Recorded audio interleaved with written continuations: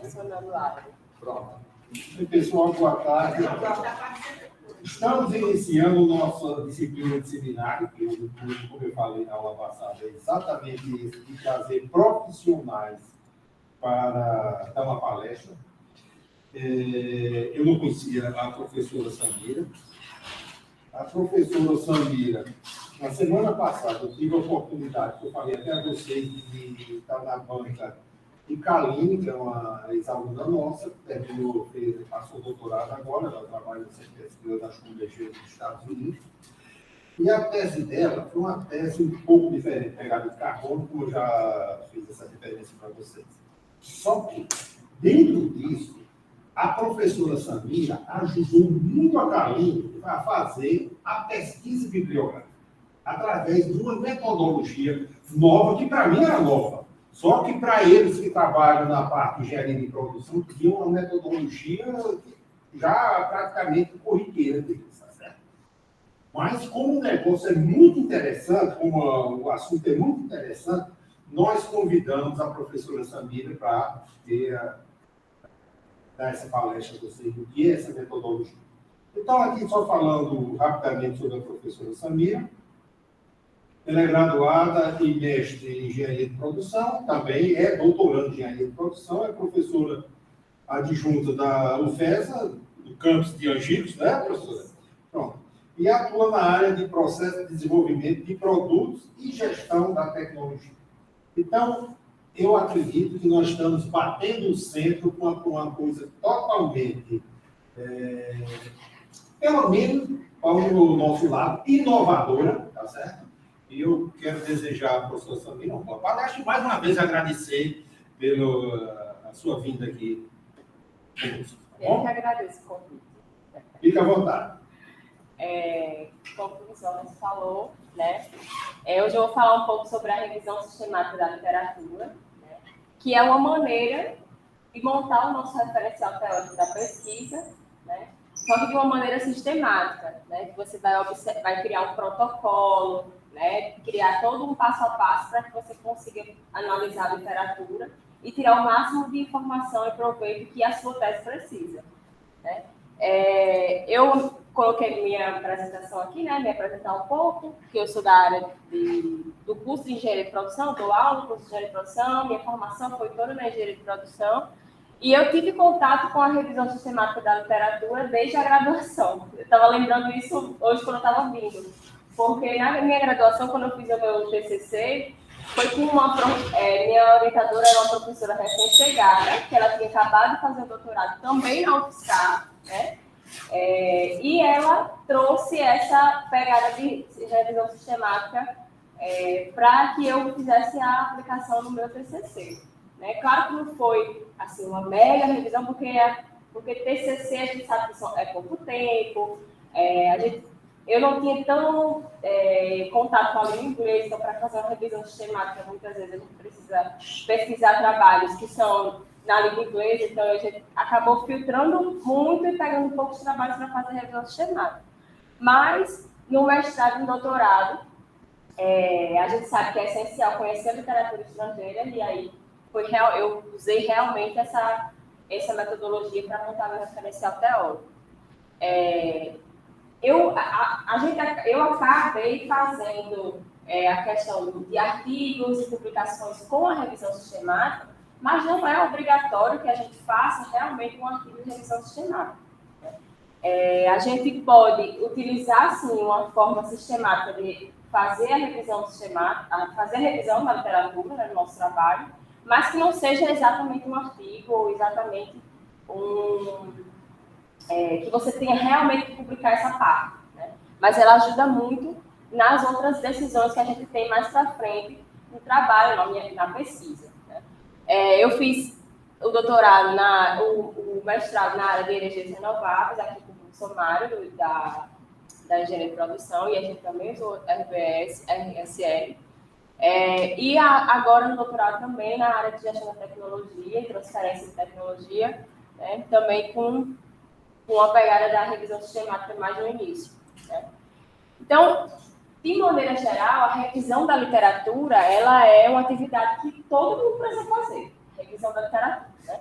E essa parte do desenvolver, entender o que está acontecendo na literatura, de saber os conceitos principais do que está relacionado à sua tese, à sua dissertação, a seu projeto de iniciação científica, ele evita a questão da duplicação de pesquisa, permite o reaproveitamento e a aplicação de pesquisa em diferentes escalas, contextos. Você acaba conhecendo atividades, tarefas que são feitas, aplicações, ferramentas que são feitas em um determinado setor, né, que você pode aplicar em outro, ou seja, energias renováveis que você pode aplicar petróleo, né? E observa também possíveis falhas em estudos realizados, então a gente consegue identificar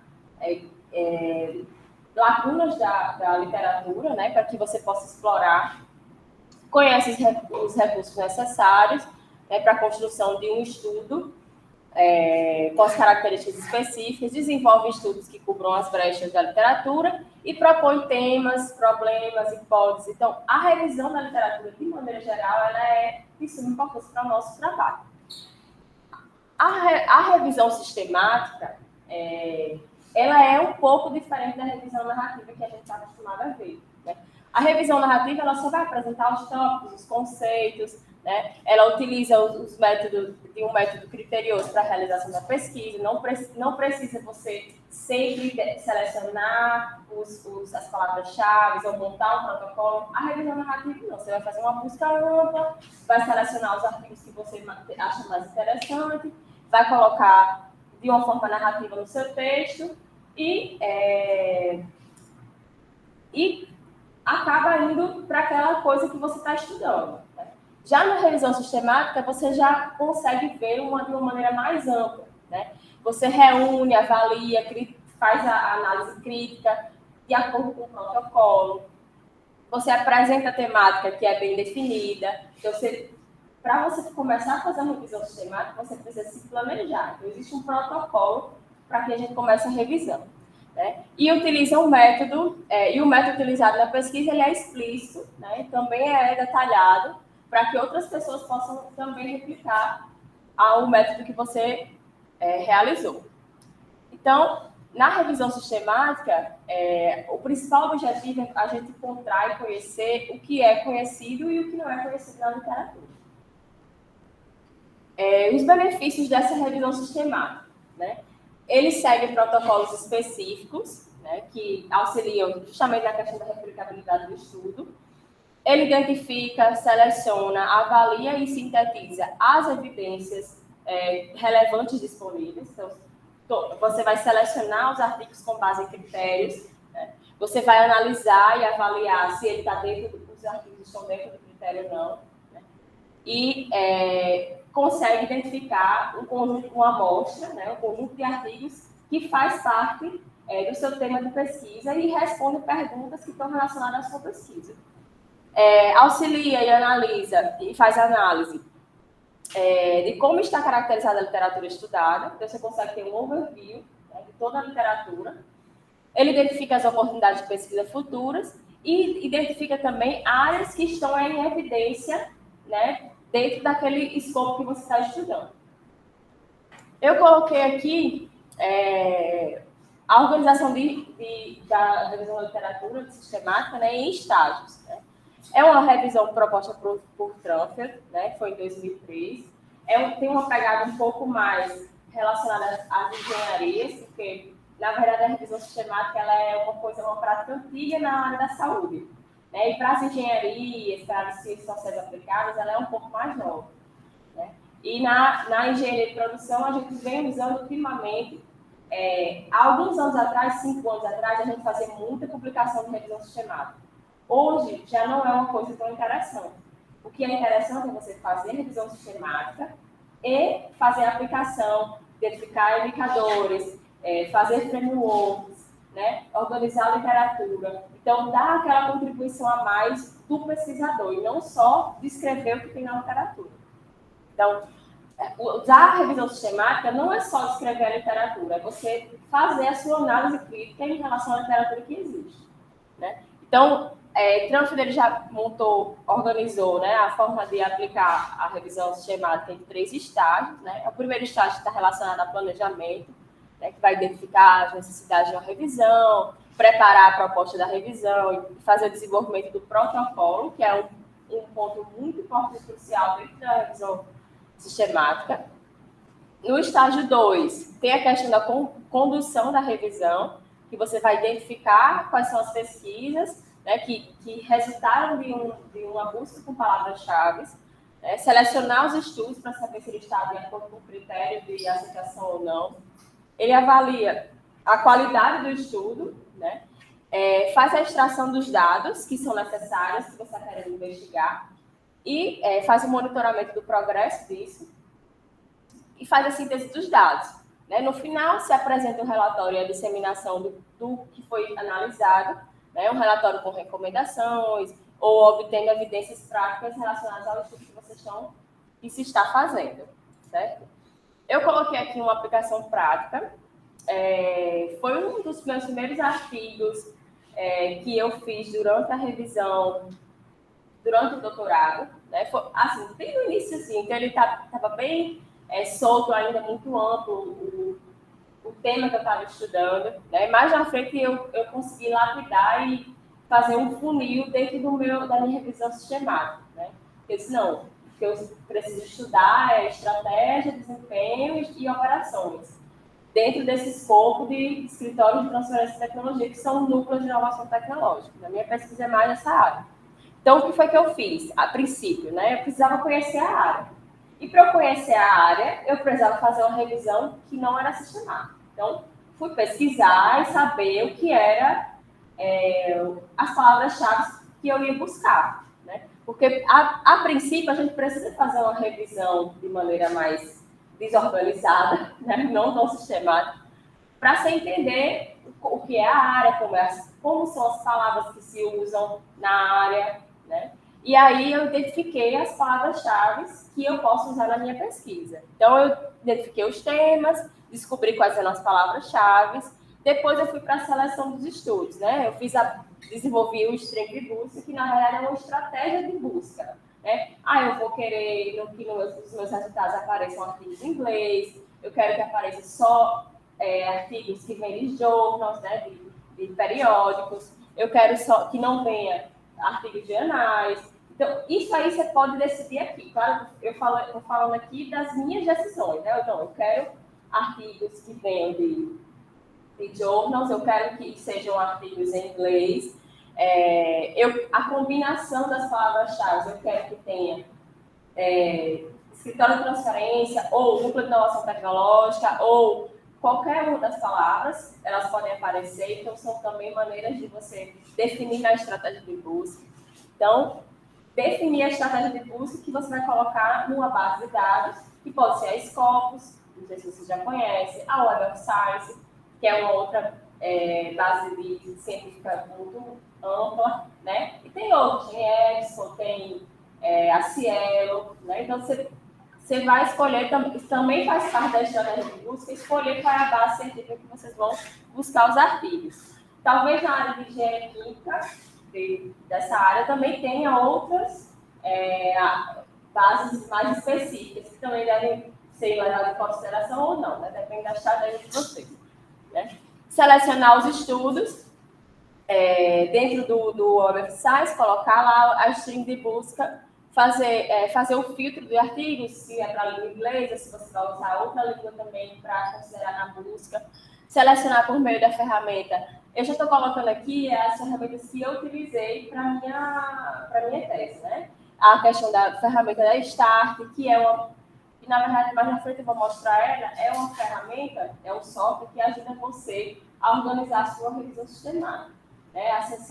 Você consegue diferenciar os artigos que são duplicados, né? Porque, geralmente, quando a gente busca em mais de uma base de dados, acontece os artigos eles serem duplicados, né? E aí esse software ajuda a gente a unir essas duplicações, né? E você descartar, colocar, será só uma, né? Esse software também ajuda você conseguir aceitar e rejeitar, você ler o resumo, ler o título, porque também é uma maneira de definir sua estratégia. Se você vai ler o artigo completo de primeira, né? Depois que você busca os resultados, né? Você vai ler o artigo completo primeiro? Não, eu posso ler só o resumo e eu já defini se eu vou, sim, eu vou aceitar esse artigo para ler completo mais uma frente, fazer então dois critérios de aceitação, né? Duas maneiras de aceitar, duas etapas de avaliação do artigo, ou não, ou ler, depende também da quantidade de artigos que vem no resultado da busca, né? Então, geralmente eu uso a ferramenta Start, que me ajuda com uma interface mais simples, eu aceitar e rejeitar o artigo, porque eu consigo ler o resumo e o título. Depois, eu consigo fazer a extração dos dados. Essa extração dos dados é nada mais do que você ler o artigo inteiro e você ir grifando. No físico, a gente pega o marcar texto, vai grifando uma cor que está relacionada a um tema, outra cor que está relacionada a outro tema. Também existe uma ferramenta para a gente fazer isso, né? Tem o software NVivo, tem o SRQ, também eles ajudam a gente a fazer essa revisão e a análise do conteúdo, né?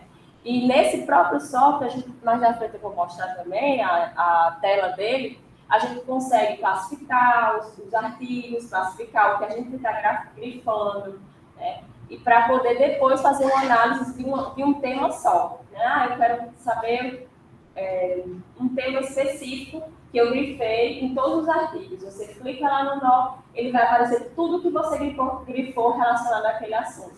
Né? Então, essa revisão, essa maneira de revisar, não é só para a gente fazer um artigo, ela serve também para a gente fazer uma revisão corrida, simples, né? Porque a gente consegue, em um nozinho, você consegue ter todas as informações relacionadas àquele assunto que você fez o grife, né? E aí você consegue extrair as informações de lá e montar o parágrafo, montar o tópico, né? No final, faz a análise dos dados e a síntese, né? Que aí você pode usar, fazer análise do conteúdo, né? Existem várias formas de analisar. Tem uma galera que vai estudar a parte estatística, que vê a questão das palavras-chave que estão dentro dos textos, né? Então, faz uma análise geral de quais são as palavras que são mais citadas, quais são os autores que são mais citados, né? Os idiomas que são mais, que tem mais artigos de idiomas, né? Então, tem uma pegada mais quantitativa, né? E tem aquela também a área que o pessoal pode fazer uma análise de conteúdo. Então, ler o artigo e extrair informações dentro do artigo, dos artigos. Né? Então, análise de conteúdo, baseada em revisão de literatura, por meio do cruzamento de dados de diferentes conceitos, diferentes discussões, diferentes autores que vão falar sobre o determinado assunto que você está pesquisando. Responder as perguntas da revisão, porque lá no protocolo, que é o primeiro passo que a gente faz no planejamento da revisão, é definir quais são as perguntas que vocês querem responder fazendo a revisão da sistemática. Né? Então, quais são as respostas de cada uma das perguntas que vocês fizeram durante o planejamento? Né? E realçar os pontos e lacunas relevantes no momento. Então, esse é o planejamento, né? O primeiro estágio que você vai fazer, tomar as decisões para poder conduzir o trabalho. Na hora de conduzir, pronto, já estou aqui. Fiz a minha busca no Web of Science, no Scopus, tenho esses 83 artigos do Web of Science, 270 artigos do Scopus. Né? E aí eu consigo ver, dentro do Start, né, que é o software que eu uso, quais são os artigos que são duplicados, já elimino 77 artigos da minha soma. Quais são os artigos que eu li o título e o resumo e eu consegui eliminar eles pelo critério de aceitação. Ou seja, eu queria que o artigo falasse em escritórios de transferência de tecnologia. Se ele fala de universidade, de maneira geral, eu já não excluía o artigo da minha revisão. Ele tinha que falar do escritório, ou seja, do núcleo de inovação tecnológica. Então, eu já eliminei 159 artigos e eu fiquei com 117. Na próxima etapa, eu li o artigo inteiro. Né? Então, eu já fiz uma eliminação aí de muitos artigos para poder... Não, agora 99 eu realmente preciso ler todos. Aí, cheguei a ler o texto completo e apliquei novamente o critério de aceitação. Então, eu quero que todos os artigos esteja estudando os núcleos de inovação. E aí eu eliminei 18. Então, no resumo, eu não consegui identificar que 18 artigos eles não estudavam especificamente o núcleo de inovação tecnológica. Então, eu fiquei com 99. Nesse momento, eu comecei a fazer o quê? Então, agora eu vou fazer uma análise bibliométrica, uma análise rápida, para saber em números qual é a característica da minha amostra dos artigos, né?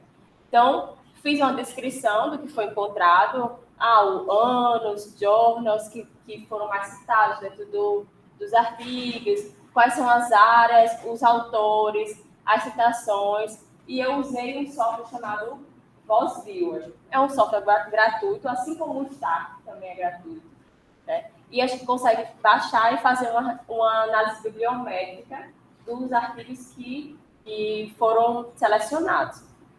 Depois, eu optei por fazer uma análise de conteúdo, né? Que aí eu, lendo os artigos, eu grifando as partes que eu me interessava, classificando os artigos e codificando dentro dos artigos o que era interessante para mim, né? E aí eu identifiquei os temas relacionados ao estudo, né? Que eu defini algumas áreas, né? Fiz a classificação dentro dos artigos, dos trechos que eu achava que era interessante para cada uma das áreas, e, claro, relacionado às perguntas, que são uma das primeiras etapas que a gente faz do protocolo, abordando os artigos, né, fazendo a codificação, fazendo a classificação, e eu usei o NVivo. O NVivo, na verdade, é uma ferramenta, é um software que a gente usa para análise de conteúdo, né? Só que ele é um pouco mais amplo, ele é um software pago, né? Mas ele tem uma aplicabilidade muito grande, seja para estudo de caso, para coleta de informações em redes sociais, vídeos, áudios. Então, ele tem uma aplicabilidade enorme, né, para quem trabalha com muitos dados, né? Ele consegue, inclusive, fazer banco de dados e transcrições de áudio, transcrições de vídeo, né, para você conseguir identificar quais são as palavras que são mais citadas, quais são... quem trabalha com estudo de caso, geralmente, precisa fazer a transcrição das entrevistas, né, e aí isso ajuda, esse software ajuda bastante a identificar os padrões de resposta dos respondentes de entrevistas, né. E aqui foram alguns, eu não deixei organizado, porque a minha área é um pouco diferente da de vocês, mas foram resultados que eu consegui fazer uma análise, no caso aqui, bibliométrica, né? Então, eu consegui saber qual era a área de conhecimento que era mais aplicado, os trabalhos, né? Consegui identificar quais eram os journals que tinham mais trabalhos dentro da minha amostra, consegui identificar a tendência de crescimento, consegui, ali no Web of Science do Scopus, como a gente elimina os artigos duplicados, acabou ficando a maioria dos artigos do Scopus, né? Então, ficou assim, e é uma coisa para se chamar a atenção, porque como os artigos duplicados, eles saem da amostra, né? E acabou que, nesse caso, a maioria dos que saíram foram do Web of Science, né? Ficou uma porcentagem um pouco menor do Web of Science. Mas se a gente for olhar lá no início, que eu mostrei os resultados, né, a quantidade de artigos de cada uma das bases, o Web of Science era realmente menos resultados do que o Scopus, né? Consegui fazer uma análise de redes que está relacionada a co-citações, então os artigos que mais se citam. Então, aqui a gente consegue ver em análise de redes, né, de cores, clusters que estão relacionados à questão de citação, redes de co-citação de referência, né? Tem co-citação de autores, então os autores eles se citando, e tem as co-citações de referência, são os trabalhos que se citam. Então, aí a gente também conseguiu ver núcleos do que uma área fala mais, do que a outra área faz. Aqui consegui identificar 3 clusters, consegui identificar que, por exemplo, o vermelho ele tem um tema mais específico, né? Então, quando eu clicava no cluster, eu conseguia ver que, desempenho era o que mais se aparecia dentro dos artigos. E isso me ajudou a entender quais eram os pesquisadores, quais eram os trabalhos que estavam relacionados àquela área dentro do meu tema, né? Porque a gente tem um tema amplo, mas existem sim subtemas e aplicações diferentes dentro da área. Né? Conseguir, dentro da análise de conteúdo, então, depois que eu li o artigo, eu identifiquei quais eram os países que aplicavam, né, que faziam a aplicação, né, onde eu fazia a aplicação da determinada ferramenta, onde era situado o núcleo de inovação tecnológica. Né? Consegui identificar quais eram os métodos de pesquisa, porque no título, de maneira geral, a gente não consegue ver. Mas lendo o artigo, a gente consegue entender se era survey, se era era teórico conceitual, ou se era um estudo de caso. Né? Temas que foram mais abordados no artigo. Aí não estou falando de temas relacionados à área de conhecimento, aqui eu estou falando de temas dentro do escopo de inovação tecnológica, de gestão da tecnologia, né? E aí eu vi que eram estratégias, desempenho, gestão de operações, e fui analisar exatamente essas áreas, esses artigos que falavam sobre o que mais se falava, né, dentro dos artigos. E eu consegui identificar algumas informações, né, fiz a questão identifiquei quais eram as atividades, o processo de transferência de tecnologia que está relacionado, né, ao tema, consegui identificar as formas de transferência de tecnologia, que são coisas de conceitos, né? E mais à frente eu consegui identificar características dentro das áreas. Né? Então, dentro da área de estratégia, dentro da área de gestão de operações, dentro da área de desempenho. Então, eu consegui identificar quais eram os autores, qual era o objetivo dos trabalhos, como eles trabalhavam, né? Quais eram as atividades que eles citavam. E aí eu fui e consegui também identificar uma agenda futura de pesquisa. E aqui foi onde eu achei o meu trabalho, a minha tese. Então, isso é um passo a passo, né, que eu identifiquei dentro do que eles sugeriam, dos trabalhos deles, que eles sugeriram, de pesquisa futura, eu consegui identificar que o meu trabalho, eu poderia trabalhar em algo que não tinha na literatura e que era sugerido por eles. Né? Então, a estratégia de desempenho é uma coisa que o pessoal está trabalhando muito, mas o que é que eles falam que deveria ser estudado? E aí eu fiz uma análise dos trabalhos futuros, consegui identificar outras agendas futuras de acordo com a minha análise, então não são somente dos autores, eu na verdade consegui entender que um autor ele sugeria algo parecido com outro autor e conseguir identificar uma proposta de pesquisa futura com a minha contribuição. Né? Eu contribuí, né, a partir das informações do Belitz, do FAI, do Sinel, então eu fiz uma agenda futura em relação a isso. Essa foi uma das minhas publicações. Né?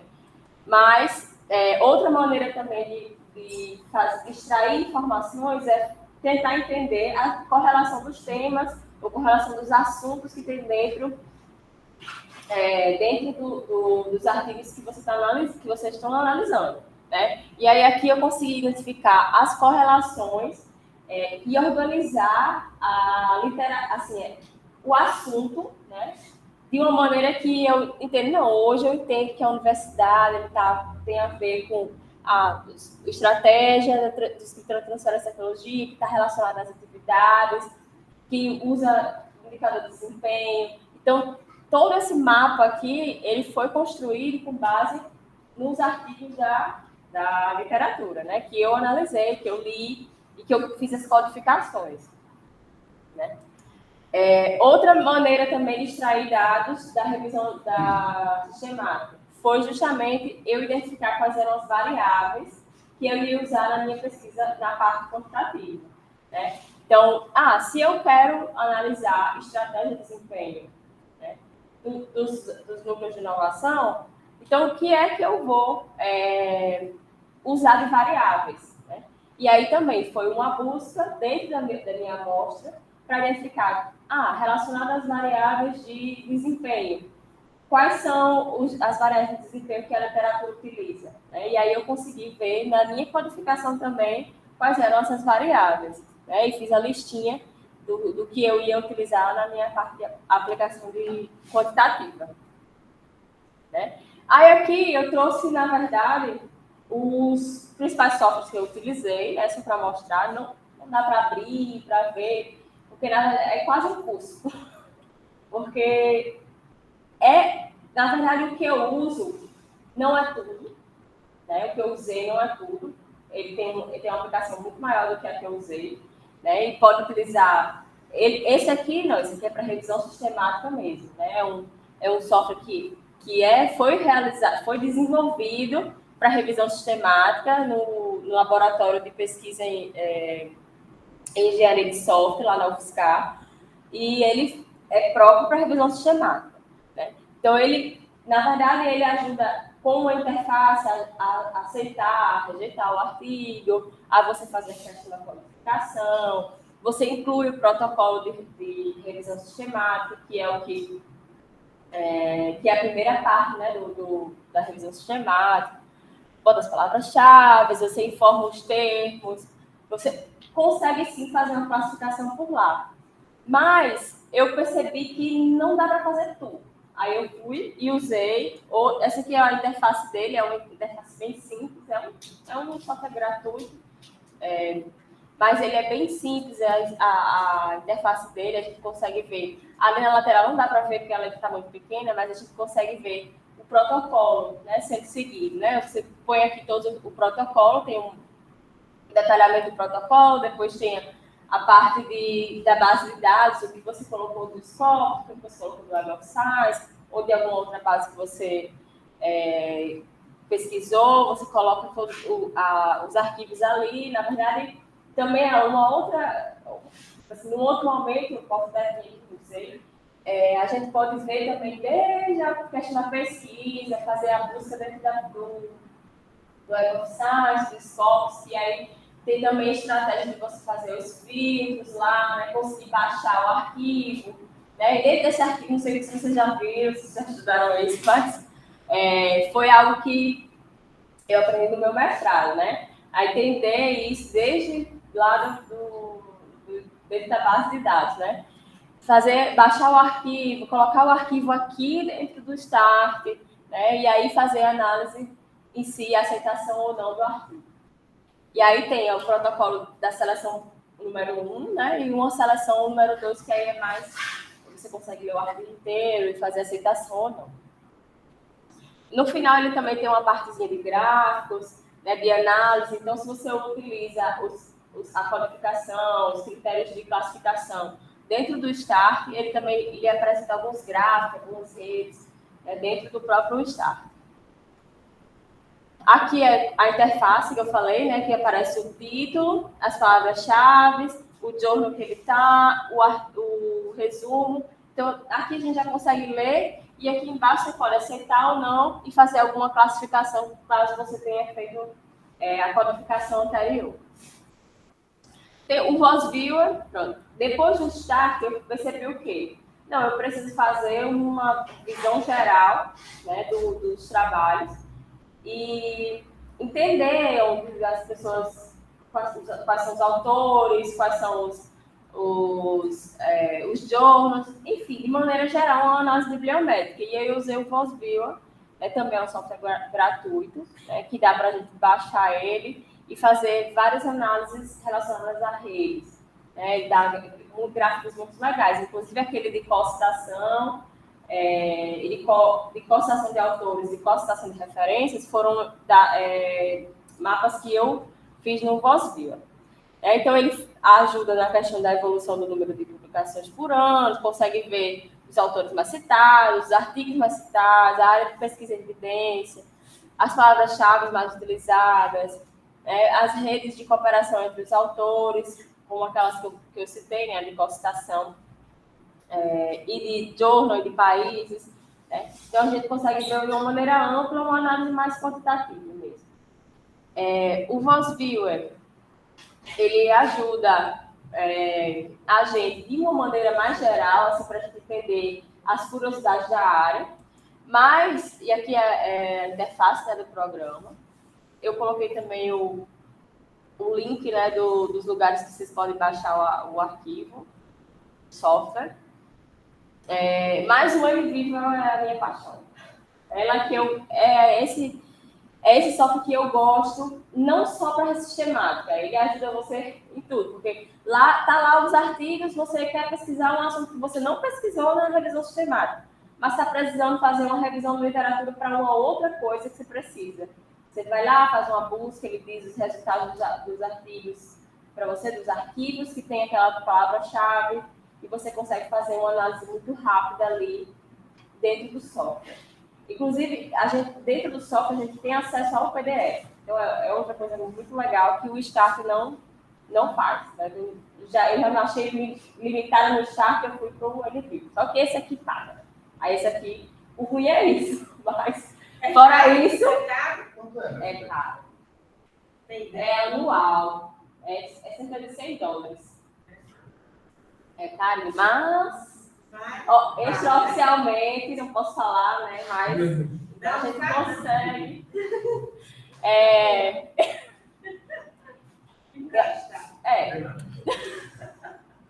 Então, o NVIF, ele é um programa para análise de informação qualitativa. Né?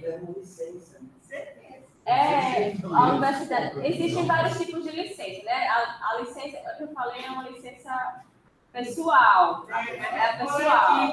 Talvez a coletiva seja melhor. Eu não observei lá, mas é um software muito bom, assim, que tem aplicabilidade não só para revisão sistemática, ele tem a aplicabilidade para quem vai fazer estudo de caso, para quem vai fazer alguma entrevista, ele é muito bom. Muitas entrevistas ainda é melhor ainda, né?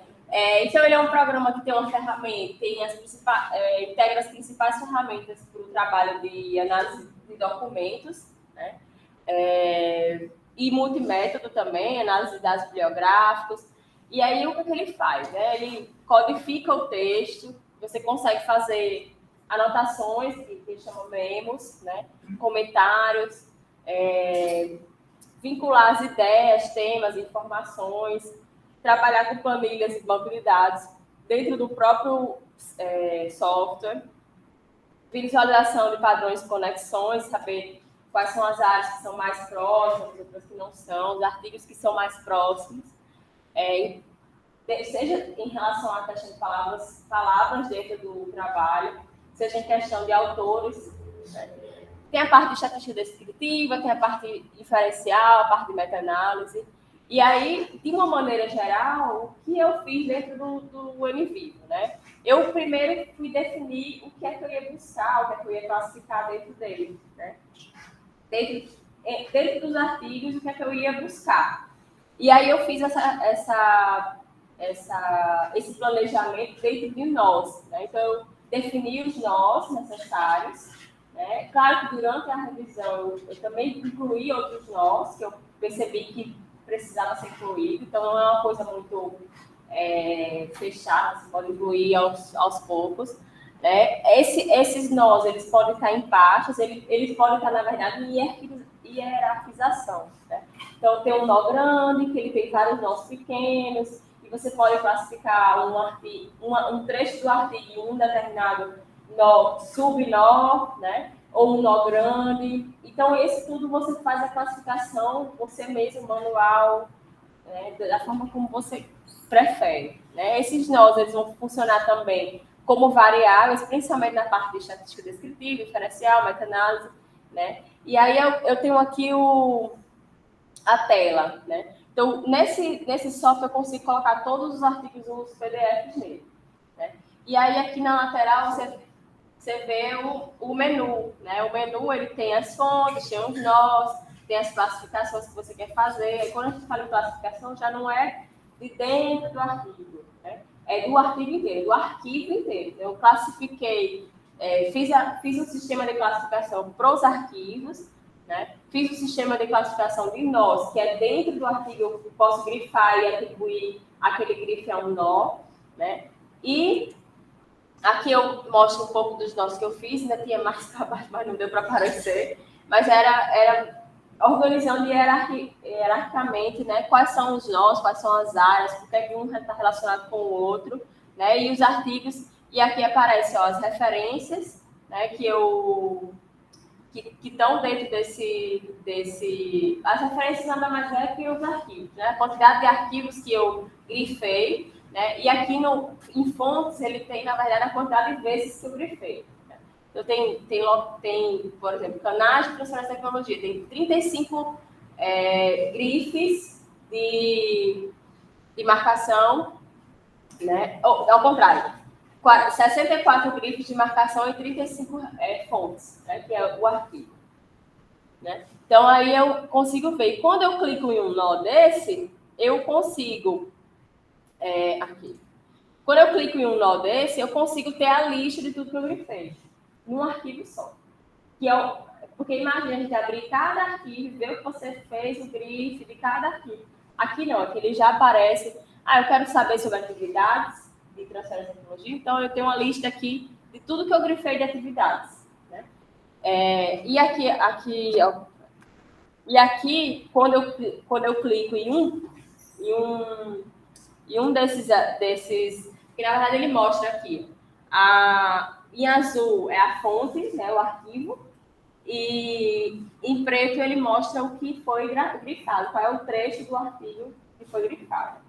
E depois, aqui, opa. E aqui, na verdade, ele é o trecho grifado dentro do arquivo. Então, você consegue também clicar lá e ver exatamente o que está dentro do arquivo grifado. Né?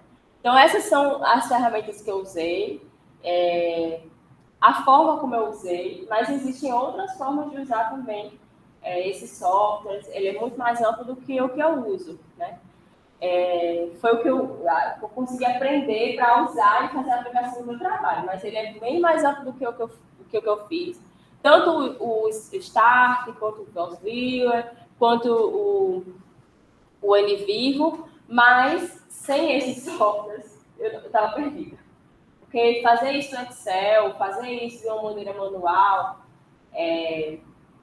assim, complica a nossa vida. E a gente sabe que tem tempo, tem prazo para a gente concluir as nossas pesquisas e, enfim. A revisão sistemática, de uma maneira geral, me ajudou a entender melhor a área, porque, na verdade, a minha área de doutorado, ela é uma área nova para mim. Foi uma área nova mesmo, já está 4 anos, né? Então, foi uma área nova para mim. E fazer revisão sistemática é entender quais eram os autores. Teve uma época que eu estava fazendo revisão sistemática que fulano do artigo era meu amigo. Fulano falou, sabe?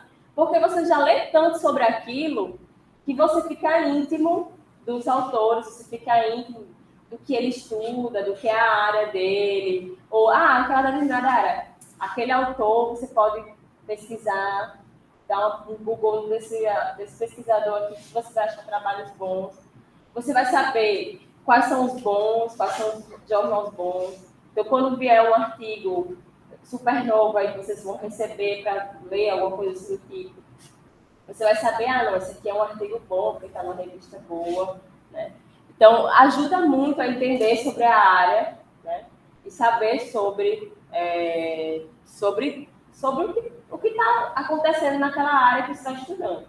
Então, isso me ajudou muito. Espero que também ajude vocês. Né? Aqui foram algumas referências que eu usei na apresentação. E muito obrigada. E se tiverem dúvidas também, estou aqui a responder. Obrigada.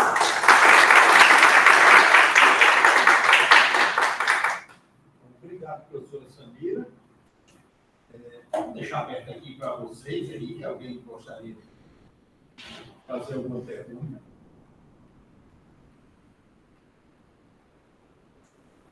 Eu posso ver a finalidade do programação que você perguntou com o Mendeley. Do Start? Sim, por exemplo. Ele, na verdade, o Mendeley é mais voltado para referência, né? Mas eu conheço algumas pessoas que fizeram mais ou menos o que fizeram no Start, no Mendeley, porque não conheciam o Start. Agora, se for em relação ao NVivo, que é que a gente coloca o arquivo dentro, né? Que o Mendeley a gente também consegue colocar, ele é um pouco mais diferente. Você consegue grifar, mas não codificar, né, no NVivo. No NVivo a gente consegue, no Mendeley não. Mas gera lista de referências? É isso que eu ia perguntar. No NVivo, não. Tem como gerar um bibliotex, alguma coisa assim, tipo, com tudo? Não tenho certeza. Porque aí, na hora que você for citar no LaTeX, já está o arquivo pronto. O bibliotex pronto, você só exporta. Não, na verdade, eu uso o Mendeley também. Eu acho que deve Para gerar. gestão de referências. Tá. Eu geralmente coloco uma pasta dentro do Mendeley da revisão Da sistemática. resultado, entendi. Aí ele ajuda. É. Eu, assim, até porque o Mendeley é mais importante a gente ter o Mendeley porque a gente consegue fazer a configuração da referência, então é bem mais amplo, né? Talvez se a gente conseguisse gerar um arquivo do NVivo, a gente não conseguisse gerenciar qual era a referência que precisava para colocar no nosso arquivo, né? Talvez. Bom, eu queria, assim, perguntar uma outra discussão toda.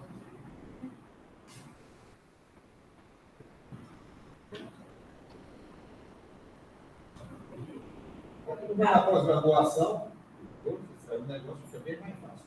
Quem está trabalhando em iniciação científica também. Exatamente para isso que eu quero falar. Aí também o negócio, o assunto é de interesse, né? Porque tem algumas pessoas que devem ter tido alguma dificuldade, porque estão no segundo semestre ainda. Aí realmente deu hora. Eu sim tenho uma voadinha assim no negócio, mas o assunto é extremamente importante. Bom, eu vou ficar em pé porque vai ficar diferenciado. Em primeiro lugar, eu quero agradecer a Samira que aceito aqui hoje, porque eu não conhecia esse metodologia. E quando a minha aplicou, eu fiquei encantada com os resultados. Então, vocês, principalmente porque iniciação científica, estão começando a conhecer uma técnica como essa, para elaborar uma revisão bibliográfica, é um prêmio. Por que isso? Porque vocês vão ter condições de ter uma coisa ampla, profunda ou superficial, depende de cada um. Mas vocês podem ter já uma coisa ampla que possa dizer, poxa, na iniciação científica eu não vou poder fazer isso, mas no mestrado eu posso aumentar para isso, e no doutorado eu posso aumentar para isso. Se você pretende seguir uma carreira, digamos, de formação acadêmica. Tá? Então, é importantíssimo vocês entenderem isso. Por que eu acho que a revisão sistemática é interessante? Porque quantas vezes eu vejo vocês perdendo tempo consultando palavras-chave no Google? Maravilha, vai aparecer N coisas. Mas até você fazer essa triagem manualmente, você passou por muita coisa que não interessa. Você pode até descobrir. Então, eu sempre dizia, não, pelo amor de Deus, vá pelo menos com o Free Full PDF, porque o Free Full PDF é um repositório de artigos e de outras coisas, né, que já vem muito filtrado, e quando os alunos dizem, não tem nada que eu boto as palavras-chave lá, eu consigo 100 artigos para eles no Free Full PDF. Então, é importantíssimo. E por que a revisão da literatura é importante? Ter um amigo, uma pessoa que está fazendo TCC, ou uma tese, ou um doutorado, ou um mestrado no doutorado, ela tem que entender sobre o tema que ela está fazendo. Ou seja, aspecto teórico, né? Ctrl+C, Ctrl+V, não está ali, não. Eu tenho que entender. Olha, eu estou trabalhando com fotoquímica. E o que é fotoquímica? Vou pegar só um livro de graduação? Não. Eu quero ter a fotoquímica na visão científica da coisa. Ah, mas o meu lado não é científico, é tecnológico. Vamos ver do outro lado, científico e tecnológico. Aí você consegue ampliar essa sua visão e, a partir do que já existe, você ir descobrindo quais são os pontos que eu posso inovar.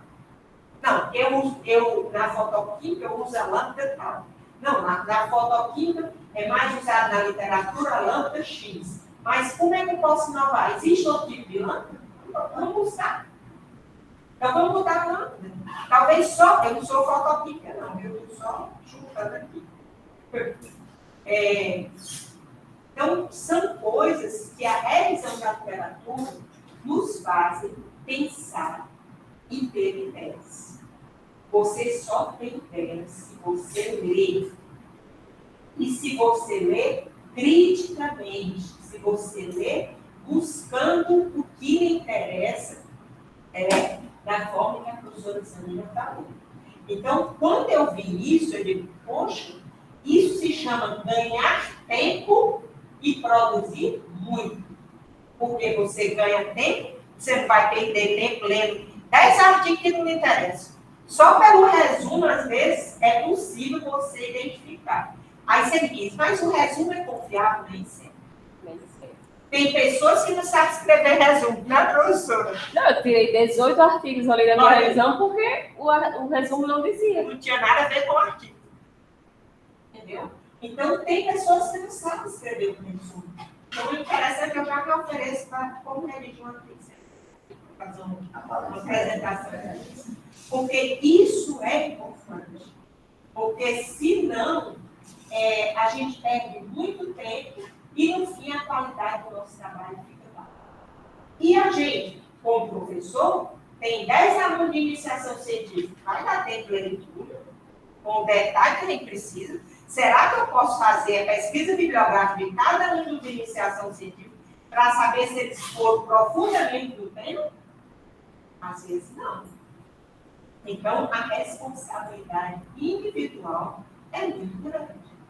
E eu estou falando de iniciação científica. Quando eu chego no doutorado, nem se fala. O aluno do doutorado é quase que independente. Quando é só. A gente é quase que independente. A gente só comprova, mas não sai no trilho para poder a gente conseguir acompanhar o trabalho. Então, gente, procure entender melhor. Eu já queria pedir à professora Samira, que eu quero aprender isso aqui. E uma próxima vez, quando ela vier, para a gente fazer tipo um estudo de caso disso aqui. Pegar assim, um tema, a gente escolher as palavras-chave, você entrar no coisa para a gente ir fazendo, para a gente entender como realmente se faz. Porque ela apresentou de uma forma bem abrangente e deu para ter uma visão realmente maravilhosa do que é o problema. Mas, para quem não tem muita familiaridade com determinados tipos de programas e bases que ela falou, se você apresentar um estudo de caso com palavra-chave, pode ser uma simulação. Seria maravilhoso e eu acho que acrescentaria. Agora, qual o compromisso que eu quero de cada um aqui? Eu sou daquela igual. A partir de agora, todos vocês vão fazer pesquisa bibliográfica usando esse tipo de sistema. Porque aí não tem erro, gente. Vocês vão crescer com isso. Aí, quando eu digo assim, gente, pelo menos um artigo de revisão, vamos, escreva aí um artigo de revisão. Um artigo de revisão é muito cobiçado em determinadas áreas, porque não existe. Então, você já tem, antes que dê certo no laboratório, eu já posso estar produzindo um artigo de revisão. Quer dizer, é um artigo já sobre a minha tese, é um artigo já sobre a minha dissertação. Ah, meu TCC é um artigo, poxa. Então, isso é maravilhoso, aproveitem. É uma tecnologia que, para mim, é totalmente nova. Eu sei que o pessoal de engenharia de produção usa isso há mais tempo, né? Mas como eu sou de química, não conhecia realmente, passei a conhecer no ano passado, mas eu achei que eu aprendi muito com isso. Eu espero que vocês tenham aprendido e que busquem aprender mesmo. Quanto ao NFIF, que é o único pago, nosso coordenador vai correr atrás para comprar uma licença que a gente, todos nós possamos utilizar. Porque é importante, é fundamental para ter uma qualidade em termos de conteúdo dos trabalhos que vão sair daqui para frente. Tá? Obrigada, desculpa, falei demais. Então, Tereza, esse assunto talvez fala. Eu só tenho uma dúvida. no estágio inicial que tu faz a revisão da parte. Tipo, tu pega todos os artigos, baixa um por vez ou tem alguma opção de baixar todos? Não, eu só vou baixar o arquivo completo no meu completo. Sei lá, 300 resultados que tem lá. Eu vou baixar um arquivo que ele resume todo, tem um resumo, tem algumas informações. Ele sugere que você baixa, não precisa baixar de cara. Não baixa de primeira. Para fazer a seleção, eu baixo só aquele arquivo que tem lá na base de dados, que ele diz algumas informações sobre os artigos e resultados, né? Que aí é o resumo, o título, as palavras-chave, o journal, as referências. E aí eu ponho no staff. Eu aceito de jeito, no final, o que eu aceitei, aí sim eu vou lá no link da base e vou selecionar os que eu... Geralmente eu já gravo o que eu tenho, deixo salvo a lista. É a primeira triagem. Na primeira triagem eu não baixo tudo, mas quando eu falei completo eu baixo. O link com as bases, é isso? Tipo, eu não entendi como tu bota é que tu falou do aplicativo assim, só foi geral. Mas como tu bota isso no Start? Todos os artigos assim, tipo, ele faz o link com uma base ou... Não faz o link. Lá na base, eu baixo um arquivo chamado BibTeX. E aí ele tem algumas informações dentro desse arquivo. Ele vem mais como se fosse informações. Você pode baixar em BibTeX, pode baixar em Excel. E aí ele tem um resumo de todas as informações importantes que eu preciso. Inclusive, nos scopes, por exemplo, você pode marcar o que você quer nesse arquivo. Aí é um arquivo só que você coloca dentro do Start. Dentro do Start, você consegue ter todos os arquivos, como se fosse uma planilha, eu mostrei aqui, uma planilha, e quando você clica lá, ele aparece uma caixinha com o título, algumas informações que você baixou lá da base de dados. Então, a princípio, né, como geralmente a primeira etapa de aceitação, né, de aplicação do critério de aceitação, são muitos artigos, então nessa primeira parte não baixo os artigos, eu baixo um arquivo que resume todas as informações da busca, do resultado da busca. Boa pergunta. Para saber como que se faz, né? Isso. Eu queria saber, assim, é muito importante, né? Uma coisa que a gente, quando vai tomar a vacina do Covid, tem que dar um braço para tomar a vacina. Então, não isenta todos nós que temos que estudar os artigos. E de um artigo aparece outro. E eu estava querendo saber, a gente pode fazer pesquisas em base de artigos, né? Mas também a gente pode fazer pesquisa em bases de patentes, por exemplo. Sim. Pode também fazer uma pesquisa em base de livros, textos, por exemplo, se eu quero estudar um aspecto teórico, como a professora falou, fotoquímica, nesse assunto, o que tem, dá para fazer também assim, sistematicamente. Uhum. Agora, o que eu queria entender, assim, depois, eu achei ótima a pergunta dele. Você faz a primeira triagem, você tem as referências, vamos dizer, candidatas a que a gente possa baixar e estudar mais detalhadamente, é isso? Sim. Aí depois, então, você vai agregando mais informações na sua pesquisa, é isso? Quando eu leio o conteúdo do artigo, Eu resumo. o primeiro filtro é o resumo, né? No segundo, na minha estratégia, eu coloquei para ler. Tem gente que faz, não, eu vou ler só a introdução e a conclusão. Tem outras pessoas que já leem direto o artigo completo, às vezes são, sei lá, 100 resultados. Não, vou ler os artigos completos, não vou ler só o resumo. Então, depende da estratégia que a gente faz, né? A gente define. Então, na minha estratégia, eu fiz o quê? Eu li o resumo, o título, eliminei alguns artigos. E aí, eu resolvi ler o artigo completo. Na leitura do artigo completo, eu baixei os arquivos e fui lendo cada um. Na hora que eu leio cada um, na minha etapa, que é a de aceitação, eu só fiz, não, esse artigo está dentro, esse artigo está fora. Depois que eu coloquei todos os arquivos dentro do NVivo, aí que eu fui realmente analisar e ver, fazer os grifos, as códigos.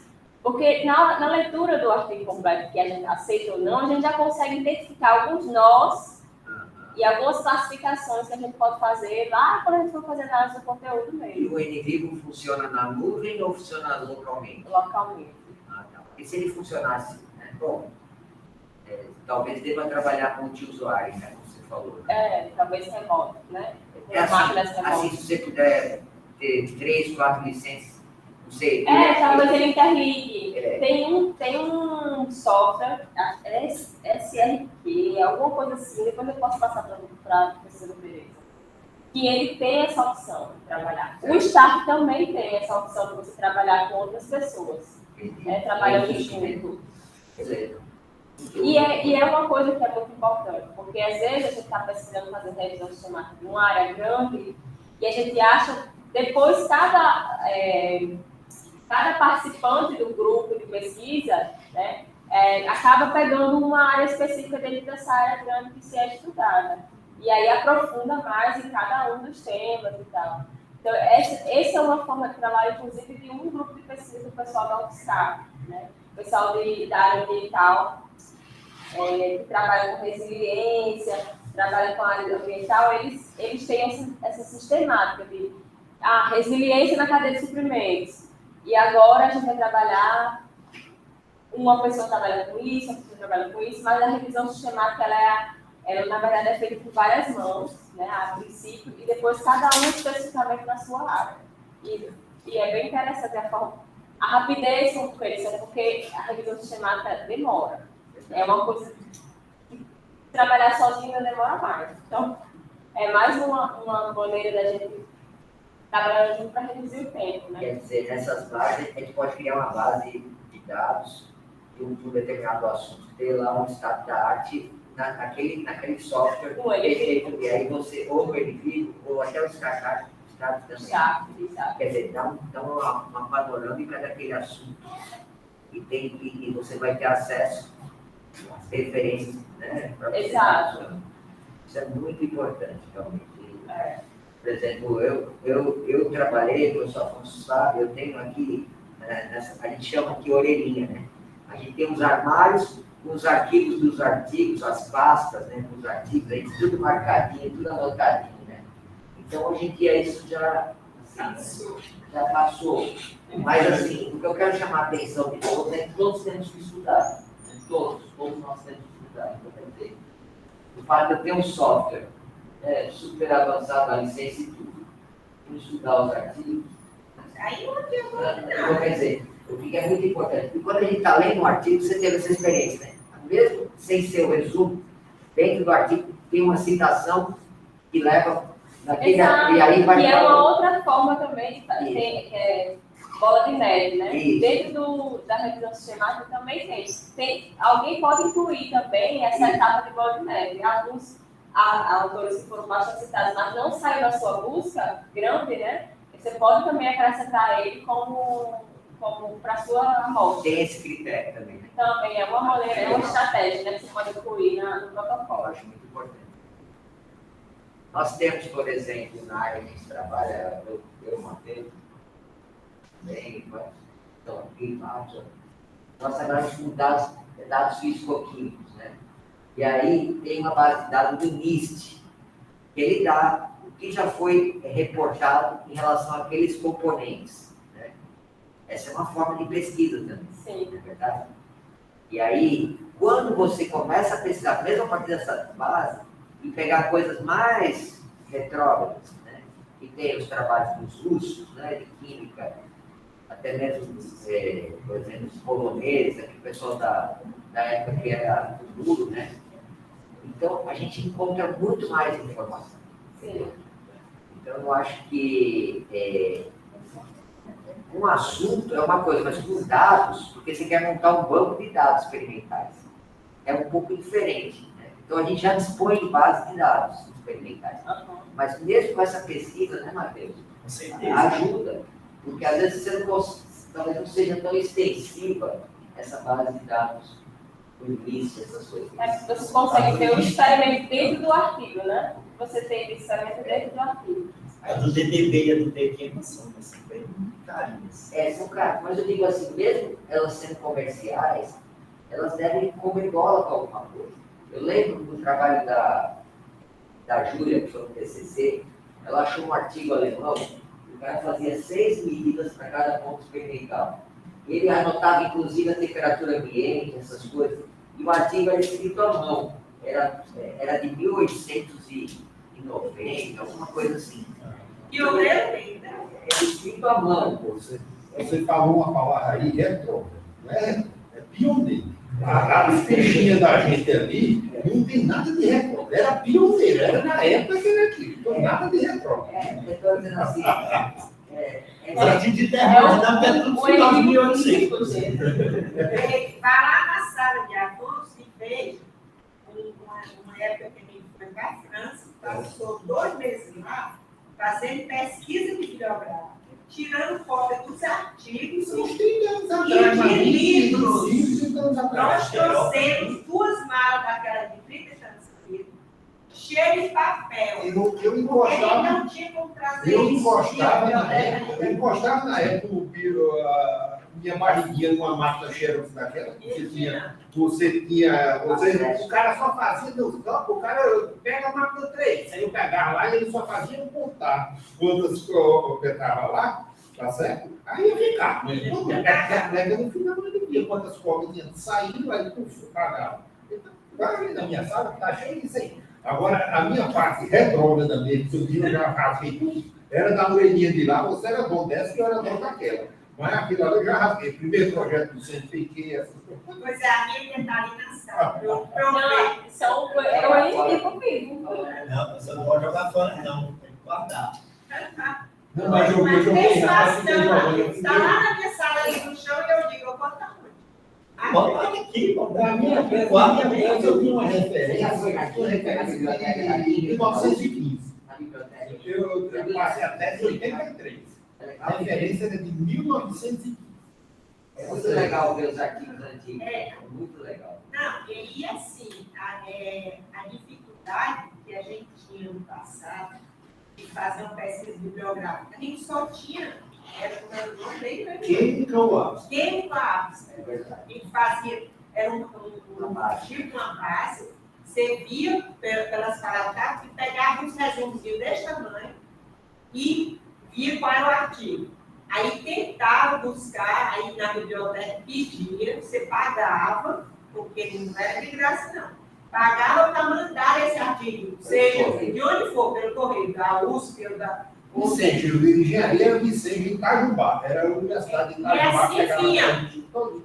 Aí foi por isso que quando a gente foi para a França fazer, tipo, uma colaboração que a gente teve com eles, a gente ocupava uma parte do tempo para fazer pesquisa bibliográfica de tudo que a gente queria e livros. A quantidade de livros que a gente trouxe fotocopiados foi muito grande.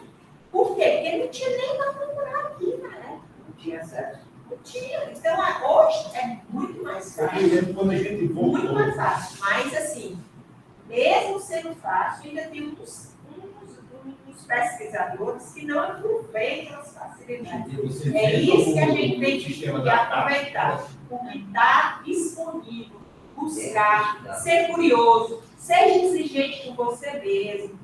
Não porque o professor cobra, mas eu brinco muito com eles hoje, eu digo, eu não cobro mais, o currículo é de vocês, porque eu já estou aposentado, então eu tenho mais essa pressa toda. Mas, na realidade, é necessário que cada um seja exigente consigo mesmo e dizer que o trabalho vai ser muito bom. E o que é que ele precisa para ser bom? Ele precisa ter um bom referencial teórico, ele tem que ter boas referências. Eu tenho que discutir meus resultados baseados no que já existe na literatura. Então, tudo isso só depende de quem? De vocês. E aí, por isso, quando eu vi essa técnica, eu disse, não, tem que levar para tudo. Porque é uma oportunidade que eu gostaria muito de ter tido há 44 anos atrás. Eu não tive. Mas, eu quero aprender. Não desisti, não. Eu fiz aquela coisa.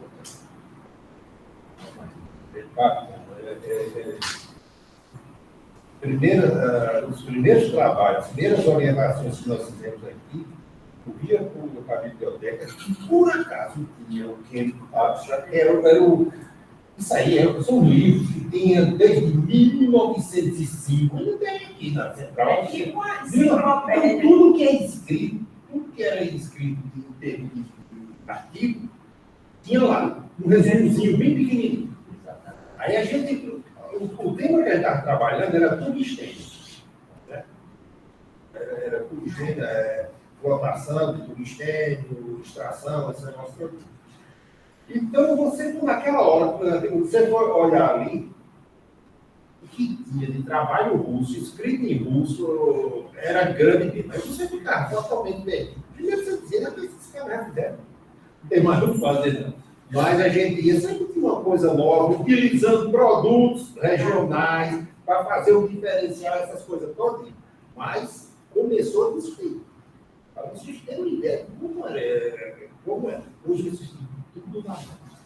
Abre, eu tenho a CAPES que, com esse banco de dados que ele tem de revista, você está tudo. Na época da gente, para entrar numa universidade dessa, era relativamente, eu falei isso para vocês, era relativamente fácil. A gente tem uma graduação. Uma graduação. Foi numa época onde precisava de graduado para começar esse curso de engenharia química aqui. Hoje em dia, se você não tiver um bonizinho de publicações, você não entra. Pode ser excelente, para um belo prova, mas tem outro com um currículo melhor ali. Então, cada um tem que fazer a sua parte. Realmente, hoje a concorrência é bem maior. As coisas estão mais fáceis para vocês aprenderem. Agora, vocês têm que fazer um diferencial. A concorrência é muito maior. Na minha época, a concorrência praticamente não existia. Não tinha. Eram poucos profissionais na... Então, foi isso. Na época anterior à minha, isso o cara era convidado, eu já fiz um concurso. Mas o cara era convidado, era uma notinha boa, o negócio foi a cara, já cabe ensinar aqui. Essa universidade começou desse jeito. 1959 foi quando começou a universidade, foi realmente fundada. Então, começou desse jeito. Processo político atrás e sendo chamado A, B ou C, já vim dar aula aqui. A minha geração já foi uma segunda geração. Segunda ou terceira, não sei. É segunda e terceira. Geração de vocês, Oswaldo já foi bem a quinta. E hoje em dia está bem na oitava geração que está entrando aí no negócio. Eu falo geração em torno de uma diferença de 8, 10 anos. Entre um e outro aqui, mais ou menos. Então é isso. Hoje em dia vocês têm que correr mesmo. Tem que fazer um diferencial. Um diferencial. Eu garanto, aplique essa tecnologia aí, vocês vão fazer uma diferença. Porque, olha, o que vocês têm que fazer é publicar. Isso. Um grande diferencial. Logicamente, você tem que ser também. Tem uma parte escrita de um concurso que vocês têm que tirar nota boa para passar esse negócio. Mas quem lê o artigo escreve bem. Isso é outra coisa. Ideia, como o Samira falou, e Tereza também, o estudante, principalmente o doutorado, né? O doutorado tem que voar com as próprias asas. Então, o cara só vê ideia. Aí você espera que o orientador tenha que estudar. O orientador está preocupado em comprar reagente para você, para isso, recebe um negócio da CAPES para dar um bocado de parecer. Então, o orientador tem que orientar também não é isso. O aluno é que tem que ter aquela visão. Quanto mais ele lê, mais ele vai aprender. Mais ele vai vindo, mais ele vai olhando onde é que ele pode ir, onde ele pode atacar. São essas coisas. Lá no doutorado faz a seleção e entrega para o professor. Essa palestra de Samira hoje foi extremamente interessante. A palestra dela, o método que ela utilizou, isso para a gente é novo, e essa conversa geral aqui para vocês, eu tenho certeza que foi muito importante. Bom, e usado no caso estudo, a gente vai pedir para eles fazerem seminários durante a disciplina. Eles possam fazer uma pesquisa no assunto que vocês vão desenvolver o seminário, nós vamos estar passando, isso não vai ser hoje. Para vocês estarem usando essa abordagem de pesquisa para encontrar o que é mais up-to-date, né? O que é mais na hierarquia, o que é mais importante, entendeu? Antes de vocês escolherem, vou usar esse material para fazer no seminário, faz uma triagem interna, né, para escolher o que vocês vão estudar para apresentar o seminário. Como a professora Tereza falou, também se aplica para os trabalhos de pesquisa, TCC, mestrado, doutorado. Porque, assim, às vezes a gente escolhe uma abordagem de um determinado autor, mas existem outras. Então, cabe a gente prever, ser precavido e ver isso antes, né? Porque, senão, acaba que se tiver outra coisa. Outra coisa que eu queria dizer é o seguinte, né? Às vezes você determina lá, faz um estudo experimental, e, de repente, alguém já estudou na literatura. Isso é um trauma. É um trauma. Porque você vai botar para publicar, o negócio já foi feito. É um trauma. Pior ainda, se você manda um trabalho para o congresso com os seus dados experimentais, vai lá um chinês, tá certo? Estou falando Um mês ele faz. Ele pega a ideia e já publica antes de você. A professora Tereza vai contar a história de publicação. Uma vez eu fui no Google buscar umas palavras-chave. Aí botei lá. Quando eu botei, apareceu um artigo. Opa, aí fui ver, era do chinês. O cara não copiou o artigo da gente só, não. Ele usou até querosene e Petrobras. Ele copiou tudo, até a matéria-prima que a gente usou. Como é que a gente usava querosene e Petrobras na China? Mas na mesma hora deve ser da revista e foi tirado lá. Mas você vê como um negócio é absurdo. Isso aí é plágio, né? Plágio. Então, isso é uma coisa que ele tem como orientador. Hoje não sai uma tese minha ou um trabalho sem passar no antiplágio. A gente paga o antiplágio. Porque se você não pagar, você está correndo risco. Teve um professor da Unicamp que teve tudo retirado do ar por conta de plágio. Não tem. Quer dizer, é um risco que a gente corre. Por isso que eu digo, a ética, a responsabilidade individual de cada um é muito importante. A gente tem que ter estudado, tem que evitar o copiar-colar. Porque o copiar-colar, no antiplágio não vem igual. Se você copiar do trabalho seu, ele bota lá, você copia. Ou seja, aí eu não posso usar a forma, use outras palavras, escreva de outra forma. Por que você vai publicar 2 vezes a mesma coisa? Você não vai ter sua. Então, copia de uma forma diferente. Então, são detalhes, coisas que a gente tem que ter cuidado e para evitar problemas para vocês e para os orientadores de vocês. A ética na profissão é uma coisa que não pode ser esquecida. A gente tem que ter. E quanto mais você for exigente consigo mesmo, mais ético você vai ser e menos você vai acreditar qualquer pessoa. Então, sucesso aí. E eu vou combinar com Samira qual é o dia que ela vai ensinar a gente a fazer isso aí, ensinando de uma maneira mais direta. Apesar que Matheus vai aprender só também, aí vai passar também para ele. Você Passou o para ele. as suas costas. Até o trem nas costas dele, ele aprender. Quando eu vi o trabalho de Carlinhos, que eu li, que eu disse, Matheus, vai ter um seminário, você tem que Isso aí, eu acho que está fazendo experimento.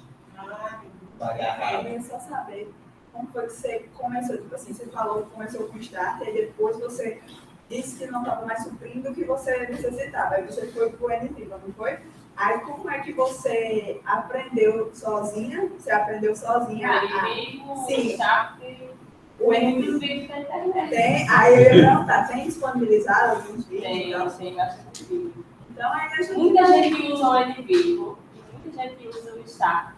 O Start, eu acho que até tem dentro do próprio site do laboratório deles um manual. É em inglês, mas dá para você traduzir, dá para ver. E o Start também é um pouco intuitivo. Ele não tem muitos teclas, muitos botões para você fazer muita coisa. Você vai lá, é bem intuitivo. Tem escrito o que você vai fazer, se você aceita, se você não aceita, não é muito complicado. E o Erivivo ainda é em português. Então, se você, assim, é muito simples mesmo. E as aplicações, assim, claro que na internet tem bastante coisa do Erivivo em vídeos, né, no YouTube. E a própria interface do Erivivo também é bem simples. Aí acaba aprendendo sozinho aqueles vídeos, né? Obrigada. Beleza. Mais alguma pergunta? Só se você procurasse o N-Vivo, assim, sem compromisso na internet, assim, Primeiro, né? Tem 7 dias, já tem que fazer. Você tem como usar gratuitamente por período? Tem. Eu usei no início, eu disse, não, realmente esse é o produto que eu preciso comprar, e aí... mas aquela outra versão, que geralmente o estudante pega. O professor tem um genérico. O professor genérico. O Jair tem um genérico. Deve ter. Esse genérico é complicado, gente. Vocês estão ganhando bolsa ou. Não vai comprar. Só vai disponibilizar. Sorte está podendo comprar Ó, novamente. a gente tem que pedir autorização, né? Mas consegue. Mas esse aí Aí é na o próxima justifica. semana vai em campo já Já para vai isso. fazer a justificativa da Tereza. Esse a gente justifica. Aí vai ter oficial, bem bonitinho. Beleza. Não tem- Eu acho muito interessante, né? Tem problema. Eu acho muito interessante a gente fazer por causa Mas é bom porque ele é aplicado para outras coisas também. Claro. Dependendo da natureza da pesquisa, Beleza, pessoal? Mais alguma coisa? Mais alguma pergunta, professora Samira? Ó, então, mais uma vez, agradecer a professora Samira por sua vinda aqui. Realmente, foi a primeira de uma sequência e realmente, Samira, foi muito boa, realmente. Está uma grande coisa para a gente. E foi a sua que você está botando a moça. Eu estou filmando vocês. Vai lá, Afonso, pode Viu? falar. Então, mais uma vez, agradecer a professora Samira. Ok, pessoal? Beleza?